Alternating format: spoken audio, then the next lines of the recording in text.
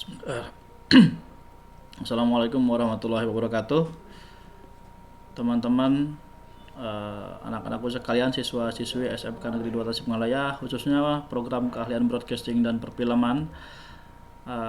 Pada kali ini akan saya sampaikan sedikit penjelasan teknis tentang penyusunan laporan tertulis kegiatan praktek kerja lapangan tahun 2023. Jadi pembahasan kali ini kita spesifik pada laporan tertulis. Oke, yang pertama kita mengacu ke kerangka laporan yang dari SMK Negeri 2 Tasikmalaya. Ini kerangkanya ada sampul, halaman judul, kemudian lembar pengesahan. Ini tidak perlu diperjelaskan, nanti tinggal lihat saja contohnya. Kemudian nanti disesuaikan dengan perusahaannya masing-masing. Nah, kita bahas dari bab 1. Ini bab yang pertama itu judulnya pendahuluan. Di dalamnya terdapat 6 subjudul ya, 6 subbab.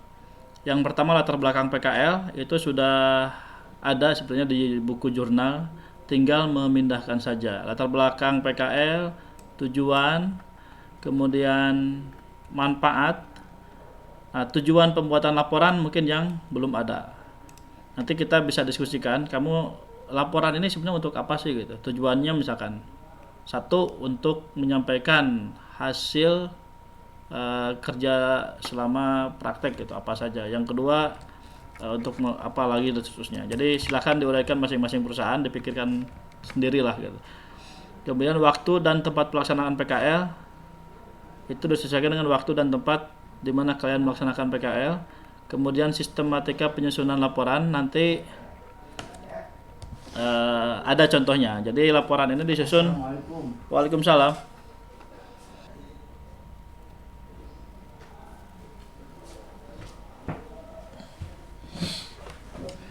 Nah, jadi pembahasan bab 1 membahas apa, bab 2 membahas apa, bab 3 membahas apa, bab 4 membahas apa. Ini sistematika penyusunan laporan. Kemudian bab 2 tinjauan perusahaan. Yang pertama sejarah singkat perusahaan. Kemudian struktur organisasi perusahaan. Yang ketiga tata laksana perusahaan. Nah, ini yang kemarin ada pertanyaan, ini isinya apa?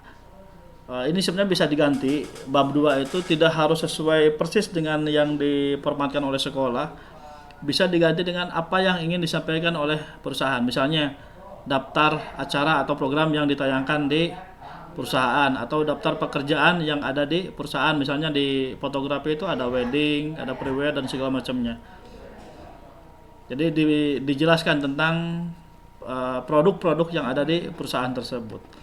Kemudian yang keempat ini tentang pengelolaan lingkungan hidup dan juga pemeliharaan kebersihan ya di perusahaan. Jadi atau mungkin selain itu juga ada ya, seperti di Radar kemarin ada pengajian, itu program-program unggulan khusus untuk siswa PKL atau juga karyawan yang ada di sana. Atau mungkin ada perusahaan yang ada kegiatan bakti sosial atau apa, bisa dimasukkan juga di bagian bab 2 nomor 4 ini. Atau kalau ada yang di pabriknya mungkin istilahnya apa ya, lingkungan hidupnya, 5R-nya, 5S-nya seperti apa, bisa disampaikan juga. Kemudian bab 3 adalah pembahasan. 3.1-nya teori pendukungnya. Ini bab yang pertama ini jangan dulu dibuat, tapi uraikan dulu bab 3.2-nya. Jadi teori pendukung itu adalah teori yang disampaikan secara kajian literasi baik dari buku ataupun yang lainnya yang mendukung terhadap pekerjaan-pekerjaan yang kamu kerjakan selama PKL. Misalnya bidang pekerjaannya ada 5 pekerjaan yang dilaksanakan selama PKL. Yang pertama fotografi, yang kedua menulis naskah, yang ketiga videografi, yang keempat editing, yang kelima tata artistik. Maka teorinya cukup juga 5 saja. Tidak harus semua teori tentang broadcasting dimasukkan. Atau yang PKL di studi foto hanya 2 saja, fotografi dan editing foto. Maka teorinya yang dimasukkan hanya 2 saja, teori tentang fotografi dan tentang editing foto. Kemudian bagian yang ketiga ada permasalahan dan solusinya. Silakan diuraikan, disampaikan masalah yang dialami apa saja, dan sementara ini solusi yang kamu lakukan untuk menghadapi masalah tersebut apa. Kemudian bab 4 itu penutup, isinya kesimpulan dan saran. Daftar pustaka ini daftar bacaan atau referensi yang kamu ambil saat menulis ini teori pendukung atau saat menulis sejarah singkat perusahaan radar. Radar apa, perusahaan apa saja, misalkan radar TP, ada bukunya yang menjelaskan tentang sejarah singkat perusahaan, kamu kutip, kamu masukkan ke laporannya, maka tulis di daftar pustaka. Kemudian lampiran ini banyak, bisa sedikit juga gitu. Yang paling penting diantaranya contoh kegiatannya, foto kegiatannya, kemudian contoh naskah produksi misalnya, atau kalau ada rundown acara atau kontrak dan sebagainya yang pernah kamu pelajari di perusahaan, bisa dimasukkan di lampiran ini. Nah, kemudian tentang laporan, kemarin sudah dijelaskan saat pembekalan ya. Jadi laporan itu dibuat satu perusahaan satu, tapi maksimal 8 orang. Jadi kalau lebih dari 8 orang satu perusahaan, maka laporannya dibagi dua. Misalnya ada 10 orang, maka 5 orang untuk satu dokumen laporan. Tentunya dikelompokkan ya dalam satu bidang pekerjaan yang sama, atau persip bisa. Silakan atur-atur untuk bagi kelompoknya. Yang penting maksimal 8 orang dalam satu dokumen laporan. Kemudian ada juga yang bertanya, apa yang PKL-nya di dua tempat bagaimana? Nah, misalnya yang pertama di MKTP, yang kedua pindah ke TVRI Bandung, dan semuanya pindah ke tempat yang sama, maka laporannya, dokumennya tetap satu, tapi di dalamnya ada 2 isi laporan. Waktu dan tempatnya juga jadi 2 ya. Waktu laporan yang pertama di MKTP, tempatnya waktunya dari 1 Juli sampai 30 September. Kemudian yang kedua tempatnya di TVRI Bandung, waktunya dari 1 Oktober sampai dengan 20 Desember misalnya. Jadi di dalamnya ada 2. Kemudian di bab 2-nya sejarah perusahaannya juga ada 2. Yang pertama sejarah MKTP, yang kedua sejarah tentang TVRI Bandung. Di bab 3-nya juga sama, pekerjaan yang dilaksanakan di MKTP apa saja, yang di TVRI Bandung apa saja. Itu jika misalnya yang PKL di MKTP misalkan 4 orang, 4-4-nya pindah ke perusahaan yang sama gitu, barengan. Jadi 4 orang pindah ke TVRI semua. Kalau pindahnya beda-beda, misalkan dari MKTP 4 orang, semula 4 orang, lalu pindah ke 2 orang ke TVRI Bandung, 2 orang ke Bandung TV. Sebelumnya di TVRI Bandung tidak ada yang PKL dari sini, di Bandung TV juga tidak ada yang PKL. Maka itu dibagi 2 laporannya. Jadi laporan yang di TVRI Bandung, MKTP dan TVRI Bandung itu 2 orang, 1 laporan. Kemudian siswa yang PKL di MKTP dengan Bandung TV juga 1 laporan untuk 2 siswa. Jadi laporannya tetap 1, hanya jadi 2 bagian biar nanti tidak acak-acakan ya. Jumlah orangnya ketika sidang itu barengan lah gitu. Itu kasus yang pertama. Yang kasus yang ketiga ya ini. Tadi yang pertama yang pindah semua, yang barusan yang pindah perusahaan tapi sebelumnya di perusahaan baru itu tidak ada siswa yang PKL dari SMK 2. Nah, kasus yang ketiga, jika pindah perusahaan kemudian menyebar juga dari satu perusahaan jadi 2 tempat misalnya, dan sebelumnya ada siswa yang PKL di tempat tersebut. Misalnya dari yang foto lah, misalkan dari Alpha Studio 4 orang, pindah 2 orang ke Alipa, yang 2 orang lagi ke Hit Studio. Sebelumnya di Alipa sudah ada yang PKL, di Hit juga sudah ada yang PKL. Maka laporannya dibuat 2 laporan, 1 orang jadi membuat 2 laporan. Nanti yang pertama, laporan ketika masih di Alpha Studio itu dikerjakan berempat, 1 dokumen untuk berempat. Yang kedua, laporan di perusahaan baru. Nah, yang 2 orang kan masuk ke Alipa Studio.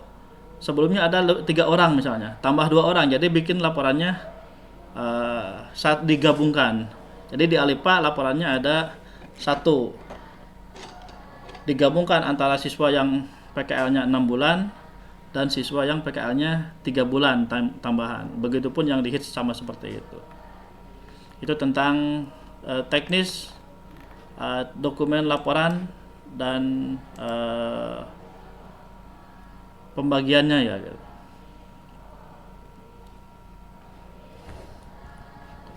Agak lambat nih.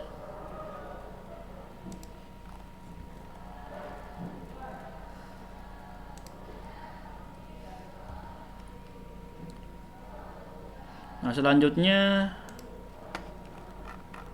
petunjuk penulisan laporan ya. Ini sudah bisa dibaca di dokumennya, silahkan di-download saja. Jika saya masih sedikit aja nanti sambil penjelasannya ke contoh laporannya. Ini detail petunjuknya. Intinya dari petunjuk ini, laporannya dicetak dulu, urutannya itu dicetak dulu, lalu diperlihatkan ke pembimbing, baik di pembimbing di sekolah maupun di pembimbing di industri. Lalu nanti kalau ada perbaikan-perbaikan, segera perbaikan. Setelah selesai perbaikan, cetak ulang, perlihatkan lagi. Kalau sudah cukup, sudah oke, nanti diberikan paraf oleh para pembimbing tersebut, baik dari pembimbing sekolah maupun pembimbing industri. Dan dokumen itu yang sudah diparaf itu tidak dijilid terlebih dahulu, tapi digunakan untuk sidang. Nah, pada saat sidang nanti kalau ada minta perbaikan dari penguji, juga silahkan perbaiki lagi. Kalau sudah diperbaiki nanti diparaf lagi oleh penguji, baru dicetak ulang kalau sudah diparaf oleh penguji. Atau kalau misalkan tidak terlalu banyak coretan juga dipakai, hanya diperbaiki yang kurang bagusnya saja, itu bisa. Kalau sudah paraf dari 3 orang ini, 3 pihak ya, penguji, pembimbing sekolah dan pembimbing industri, maka bisa dicetak untuk yang versi finalnya gitu. Nanti ditandatangani secara langsung di buku yang sudah dijilid.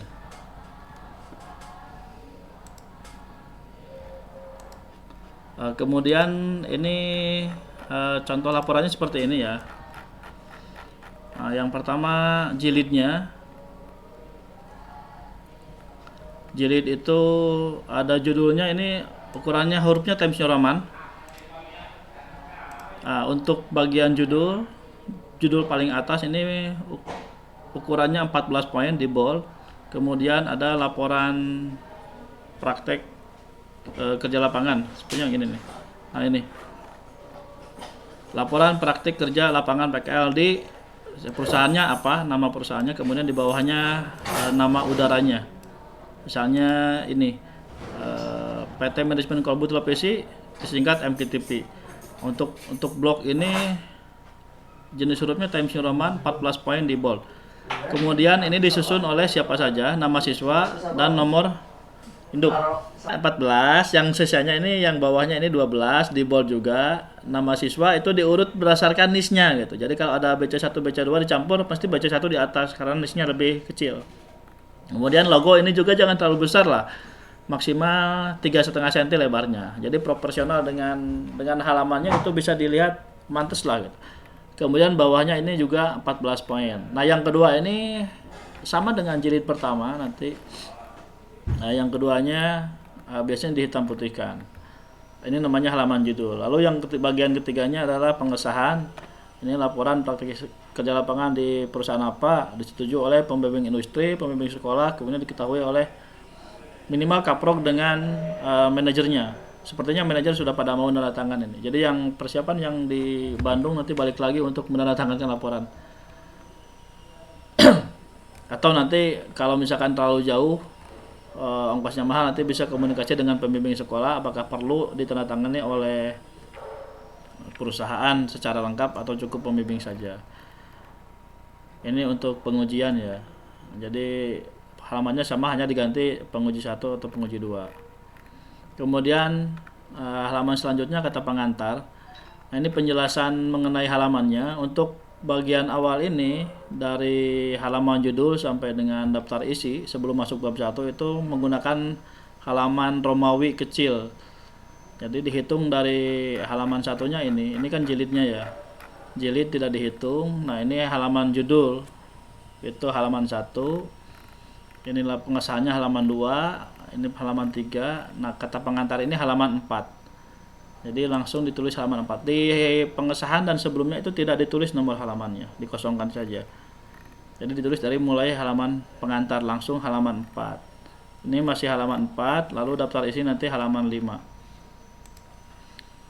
Nah, inilah kalau ini beda format judulnya saja. Jadi tergantung dengan permintaan perusahaan. Kita gunakan yang ini, laporan yang seperti ini judulnya, format judulnya, biar standar dari yang tahun-tahun sebelumnya sama gitu. Nah, kata pengantar isinya ada contohnya, itu bisa dilengkapi. Ini 5, lah daftar isi masih halaman, contoh daftar isi juga ada ya, silahkan dicek lagi. Nanti penulisannya seperti ini, pakai sistem tabulasi, tab, titik-titik ya, sampai titik tertentu. Nanti yang untuk halamannya ini rata kanan, yang ini rata kiri, jadi rapih terlihatnya gitu. Ini daftar gambar dan daftar tabel untuk laporan yang tidak 3 tahun tidak diwajibkan. Nah, ini bab 1 pendahuluan, dicetak tebal, ukurannya 12 semua. Ini subjudulnya pakai sekuen ya, jadi multi level numbering. Ini artinya bab 1 bagian pertama, jadi 1.1 latar belakang pelaksanaan praktek industri, praktek kerja lapangan lah, dijelaskan. Kemudian 1 bagian kedua, batasan masalahnya ini enggak ada ya, tujuannya apa, manfaat dan seterusnya. Ini manfaat PKL. Lalu waktu dan tempat pelaksanaan, ini bisa panjang atau bisa berbentuk tabel juga kalau perusahaannya ada 2. Nah, ini sistematika penulisan laporan. Dalam penulisan laporan ini disusun sebagai berikut. Yang pertama, bab 1 pendahuluan. Pada bab ini dijelaskan mengenai apa saja yang ada di bab 1. Bab 2 juga sama. Ini silakan dibaca saja lah. Untuk penulisan halamannya pada isi laporan ada 2 keuntungan dengan menggunakan sistem numbering seperti ini.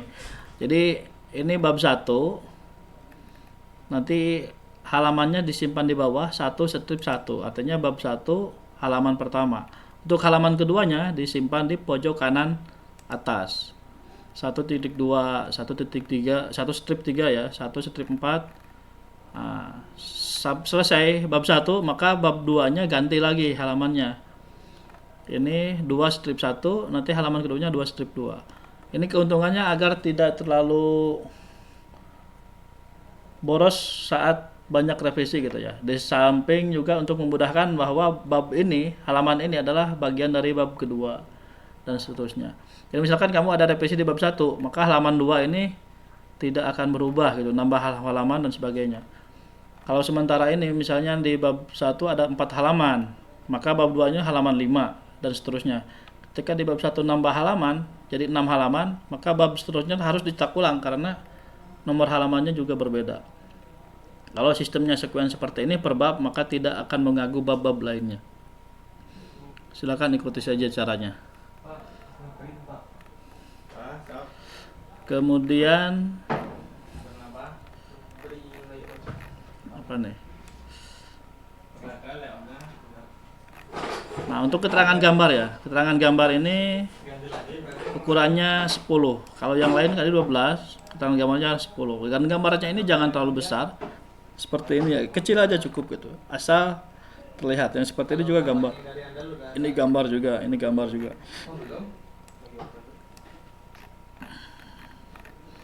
Terakhir kita ke daftar pustaka. Nah, ini daftar pustaka ini ada aturan cara penulisannya. Ini contoh daftar pustaka yang ditulis dari buku ya. Kemudian ini daftar pustaka yang ditulis dari internet gitu. Oke, demikian yang bisa saya sampaikan. Nah, kalau masih ada pertanyaan tentang seputar laporan, boleh nanti datang langsung lah. Jangan satu orang, kalau bisa satu perusahaan itu bergabung, kita lakukan meeting baik online maupun offline supaya tidak berulang-ulang menjelaskannya. Terima kasih. Assalamualaikum warahmatullahi wabarakatuh.